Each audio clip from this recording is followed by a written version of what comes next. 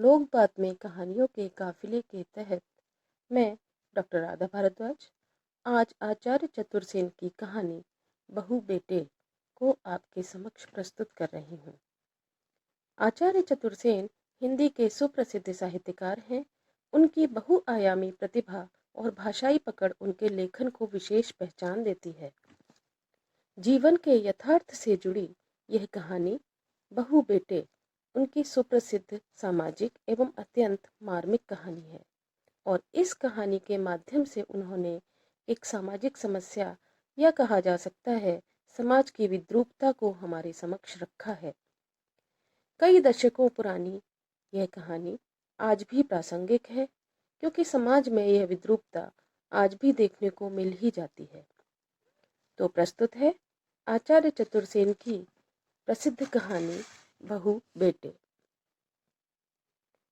बालिका ने वृद्धा की खाट के पास जाकर मीठे स्वर से कहा, अम्मा उठो, नहीं तो भाभी फिर नाराज हो जाएंगी। वृद्धा आंखें बंद किए पड़ी थी। आंखें खोलकर बालिका की ओर ताककर उसने कहा, अभी उठती हूँ बेटी, अब मेरा दर्द और बुखार कुछ कम हुआ है। तू बहू से पूछकर आ, वह क्या खाएगी, जरा चूल्हा जला दे। बालिका ने कोठरी से बाहर आकर बहू को कमरे के द्वार पर ही से झांक कर देखा। वह उस समय एक पुस्तक पढ़ रही थी। उसने सहमते हुए स्वर में कहा, भाभी, अम्मा पूछती हैं कि इस वक्त तुम क्या खाओगी। उसने किताब पर से दृष्टि उठाई, बालिका को घूरा, जरा सिर उठाकर क्रुद्ध होकर कहा, अच्छा तो अभी पूछगछ ही हो रही है, देखती नहीं है कि दिन घर को गया है। बालिका बोली नहीं, चुपचाप द्वार से चिपकी हुई खड़ी रही और बहू अपना उपन्यास पढ़ने में एक प्रकार से फिर लीन हो गई। थोड़ी देर बाद उसने झिड़क कर बालिका से कहा, जा पूरी तरकारी बनाने को कह दे, वक्त पर खाना मिल गया तो बात ही क्या रही। बालिका दौड़कर माता की कोठरी में चली आई। उसने वृद्धा से कहा, माँ, भाभी ने पूरी तरकारी बनाने को कहा है। वृद्धा ने जवाब दिया, कल तो उसे दस्त लग रहे थे, 15 दिन तक बुखार रहा और वे खाएगी पूरी, यह कैसे हो सकेगा, डॉक्टर बकेगा तब। जा। और कुछ पूछा, लेकिन बालिका की हिम्मत शेरनी की उस मांद में जाने की नहीं हुई। उसने धीमे स्वर में कहा, माँ बना दो, 2 पूरी में क्या हो जाएगा, वहां जाने से तो भाभी नाराज होती हैं। संध्या हो रही थी और ठंड बढ़ती चली जा रही थी। लंबे चौड़े घर में ये ही सिर्फ 2.5 आदमी थे, वृद्धा, बहू और वह छोटी सी बच्ची। एक विचित्र सन्नाटा और एक अशुभ वातावरण घर भर में फैला हुआ था। तीनों में से एक जब भी कोई बोल उठता तो ऐसा मालूम होता था कि जैसे कब्र में से कोई मुर्दा बोल उठा हो। बुढ़िया उठी। बुखार की वजह से वह बहुत कमजोर थी और पेट में अभी तक दर्द था, परंतु उसकी हड्डियां पुराने मसाले की थीं। बालिका ने चूल्हा जलाया और बुढ़िया तमाम सामान जुटाकर चौके में ले आई। बालिका ने घी की मटकी देखकर कहा, अम्मा, घी तो है ही नहीं, यह देखो जरा सा है। वृद्धा ने घबरा कर कहा, तो पूरियां कैसे बनेंगी। कुछ सोचकर बालिका ने कहा, कुछ पैसे दो तो मैं दौड़ कर ले आऊं। परंतु वृद्धा ने मरे हुए स्वर से कहा, पैसे मेरे पास कहाँ, खर्च तो बहू के पास ही रहता है, उसी से कह। बालिका सोच में पड़ गई। भाभी के पास जाने का उसे साहस नहीं हो रहा था। कुछ सोचकर उसने कहा, जाने भी दो अम्मा, बीमार आदमी की तो नीयत ऐसे ही बिगड़ जाती है। तुम दाल भात बनाओ, भाभी खा लेंगी, जरा सा नाराज हो जाएंगी तो क्या। वृद्धा ने दाल भात चढ़ा दिया, कुछ तरकारी भी बनाई और चटनी भी तैयार की। फुल्का तवे पर डालकर उसने कहा, जा बेटी, बहू को बुला ला, खा जाए। ज्यादा बैठने की मुझ में सामर्थ्य नहीं, सिर घूम रहा है और दर्द भी बहुत है। बालिका डरते डरते फिर भाभी के विलास भवन में गई। उसका साहस कमरे के भीतर जाने का नहीं होता था। वह जानती थी कि भाभी का सख्त हुक्म है कि कोई कमरे के भीतर कदम न रखे, न दरवाजा खोले, फिर बाहर से आवाज दे। बालिका ने धीरे से कहा, चलो भाभी, भोजन कर लो। बहू ने किताब रख दी और अलसाई हुई उठी और इठलाती हुई रसोई में आ बैठी। देखा, आसन पड़ा है और थाल परोसा हुआ रखा है, पर थाल में पूरियां नहीं है, दाल भात है। उसने ज्वालामय नेत्रों से सास की ओर देखकर कहा, किसने कहा था यह गोबर बनाने के लिए? वृद्धा ने धीमे स्वर से कहा, जो कुछ भी बना है वह खा लो। इस समय घी घर में नहीं था।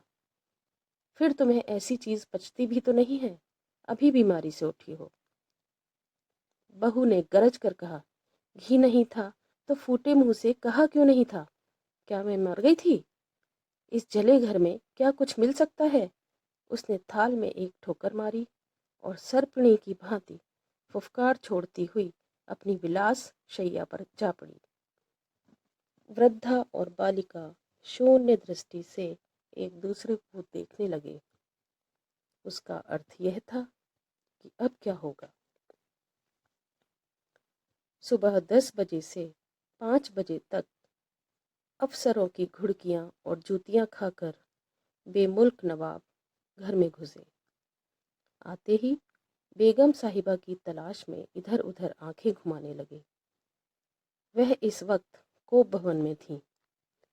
बुढ़िया अपनी चारपाई पर पड़ी धड़कते हुए कलेजे से यह प्रतीक्षा कर रही थी कि बेटा तबीयत का हाल पूछेगा और तकलीफ देखकर कुछ सहानुभूति दिखाएगा। इससे इतना लाभ तो जरूर होगा कि बहू की शिकायत का ज्यादा असर न होगा। लेकिन पुत्र महाशय ने छाता खूंटी पर टांगते हुए पूछा, वह कहाँ है? बुढ़िया ठंडी पड़ गई। उसने मंद स्वर में कहा, अपने कमरे में होगी। यह सुनकर बाबू साहब ने घबरा कर कहा, क्यों, तबीयत तो उसकी अच्छी है?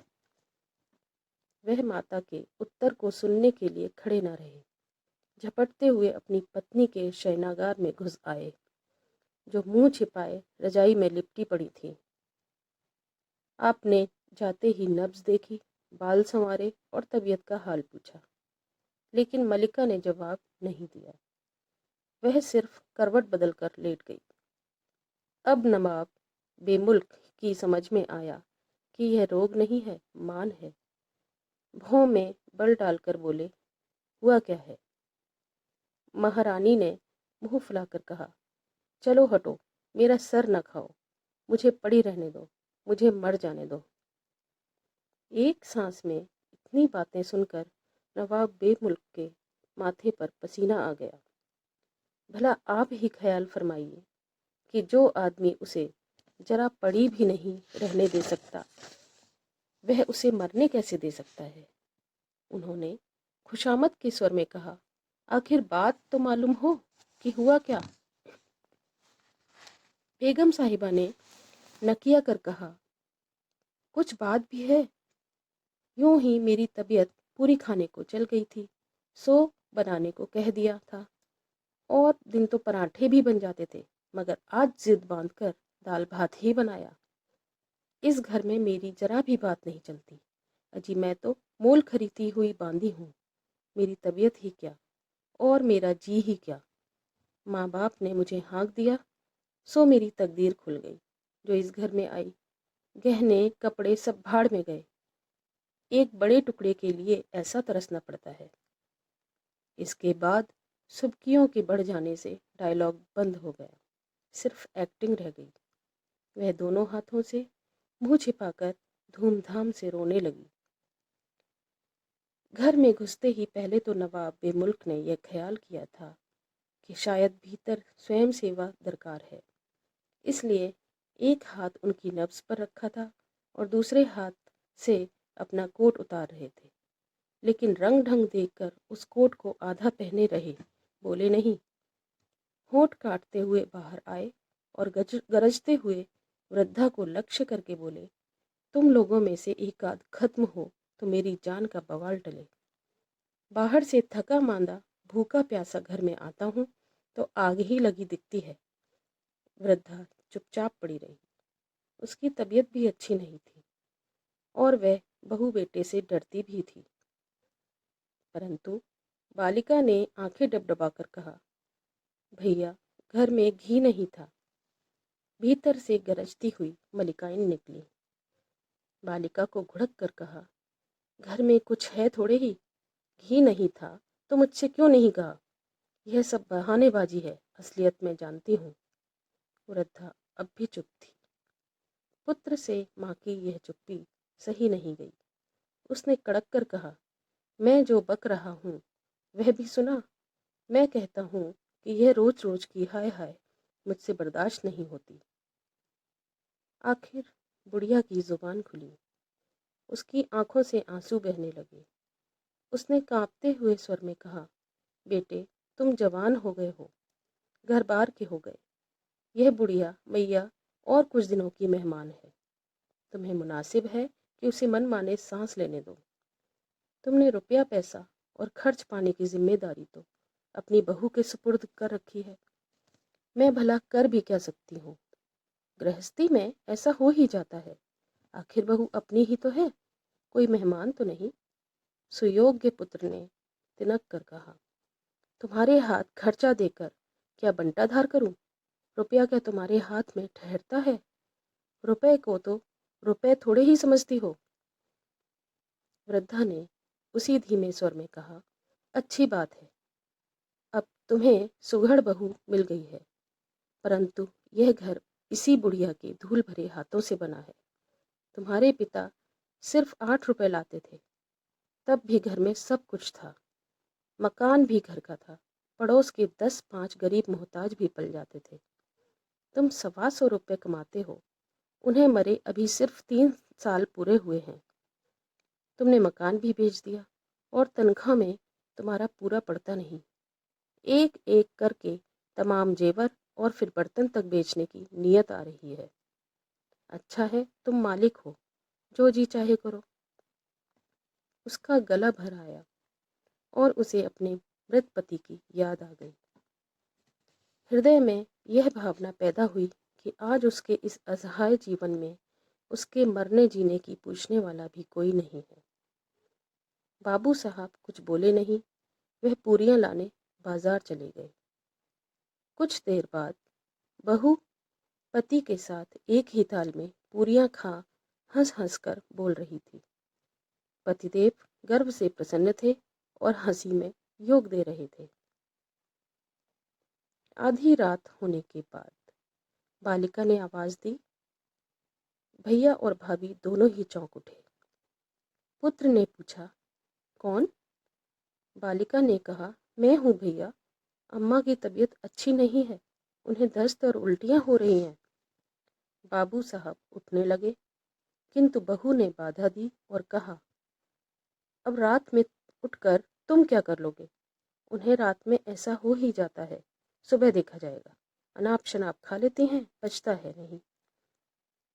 एक बार बालिका ने फिर कहा, अम्मा बहुत छटपटा रही हैं।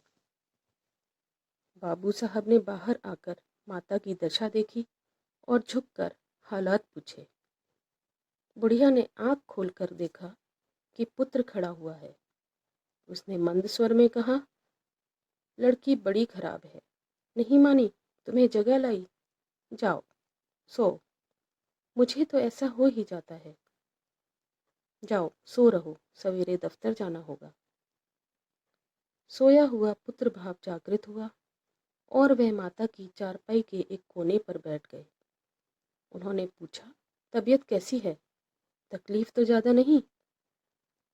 वृद्धा ने कहा, मुझे तो ऐसा हो ही जाता है, जरा खाने पीने में गड़बड़ी हुई कि पेट में विकार आ गया।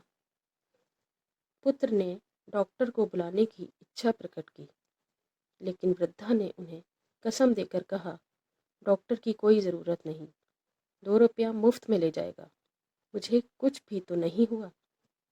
फिर उन्होंने आज्ञा के स्वर में कहा, तू जाकर सो जा। और वह जाकर सो गए।